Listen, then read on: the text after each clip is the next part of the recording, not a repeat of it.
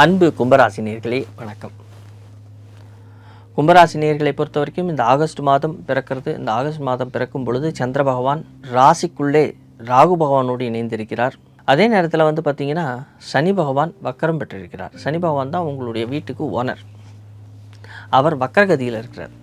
மிக முக்கியமாக பார்த்தோன்னா 7ஆம் இடத்து அதிபதி 6ஆம் இடத்துல இருக்கிறார். என்ன எல்லாமே ஒரு மாதிரி இருக்கே அப்படின்னு நினைக்காதீங்க.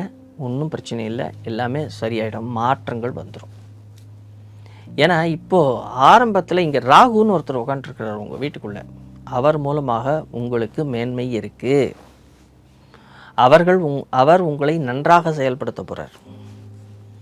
அங்கே 2ஆம் இடத்துல சனி பகவான் வக்கரமாக இருக்கிறதுனால, இங்கே ராகு இருக்கிறதுனால உங்களுடைய எண்ணங்கள், உங்களுடைய கவனம், உங்களுடைய எண்ணங்கள் எப்படியாவது வெற்றி பெறணும் அப்படின்னு நினைக்கிறீங்க பார்த்தீங்களா, அதில் தான் வெற்றி பெற போகிறீங்க.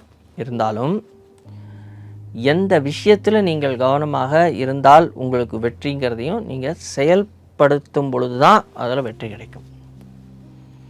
முதல்ல பார்த்திங்கன்னா ஒரு 16 நாளைக்கு இந்த ஆடி மாதம் முடிகிற வரைக்கும் உங்களுக்கு இந்த அயன சயன சுகம், இந்த உறக்கம், நன்னா ஒரு தூங்கணும் அப்படின்னு நீங்கள் நினைக்கிறது அது கிடைக்காது. அதே நேரத்தில் மனசுக்குள்ளே 1000 விதமான பட்டாம்பூச்சிகள் பறந்துக்கிட்டே இருக்கும். ஒரு விதத்தில் சுகம், ஒரு விதத்தில் பார்த்திங்கன்னா சின்ன சின்ன ரணம். ஸோ சுகத்தையும் ரணத்தையும் சேர்ந்து அனுபவிப்பீங்க. அதற்கடுத்தது இந்த ஆவணி மாதத்தில் சூரிய பகவான் அவருடைய சொந்த வீட்டுக்கு உங்களை பார்க்க போகிறார், உங்கள் ராசியை பார்க்க போகிறார். இங்கேயும் நீங்கள் பயப்பட வேண்டிய அவசியமே இல்லை. ஏன்னா ராகு பகவான் உட்காந்துருக்கிறார் அங்கே. ஸோ இங்கே ராகு பகவான் இருக்கிறதுனால சூரிய பகவான் அவருடைய சொந்த வீட்டுக்கு வரும் பொழுது உங்களுக்கு பலத்தை தராரா அப்படின்னு சொல்லி பார்த்தா, நீங்களே பலமாக தான் இருக்கிறதுனால உங்களுக்கு யாரும் பலத்தை தர வேண்டாம்னாலும் எதிராளியை பற்றி நன்றாக புரிஞ்சுக்குவீங்க. யார் எதிராளி, என்ன செய்கிறாங்க, அவர்களுடைய செயல்பாடுகள் எங்கே இருக்குது, எப்படி இருக்குது அப்படிங்கிறத தெரிஞ்சுக்குவீங்க. அதே நேரத்தில் உங்களை நீங்கள் பலப்படுத்திக்கிறதுக்கான எல்லா விதமான முயற்சிகளையும் நீங்கள் செய்வீங்க. படிப்பு சார்ந்த விஷயத்தில் கவனம் அதிகமாக தேவைப்படும். புதிய சொத்துக்கள் வாங்குகிற விஷயங்கள் நடந்துக்கிட்டு இருக்கும். அந்த புதிய சொத்துக்கள் வாங்குகிற விஷயங்களில் கொஞ்சம் எச்சரிக்கையாக கவனமாக இருக்க வேண்டியது உங்களுக்கு நன்மையை கொடுக்கும். பண விஷயங்கள் நீங்கள் எதிர்பார்த்த அளவுக்கு ஓரளவு திருப்திகரமாக சேரும். ஓரளவுக்கு உங்களுக்கு திருப்திகரமாக வரும். அதனால் கவலைப்படாதீங்க. வெற்றி வாய்ப்புகள் இருக்குது.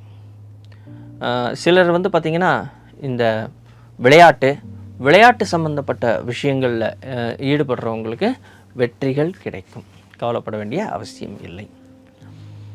இருந்தாலும் மிக முக்கியமாக இந்த அன்பு, காதல், பாசம், நேசம் இதெல்லாம் கொஞ்சம் இந்த படிக்கிறவங்களாகட்டும், இந்த தொழில் சார்ந்த விஷயங்கள் இருக்கிறவங்க கொஞ்சம் ஓரமாக வச்சுட்டு உங்களுடைய சுய வேலையில் நீங்கள் அதிகமான கவனத்தை செலுத்தினால் வெற்றி கிடைக்கும்.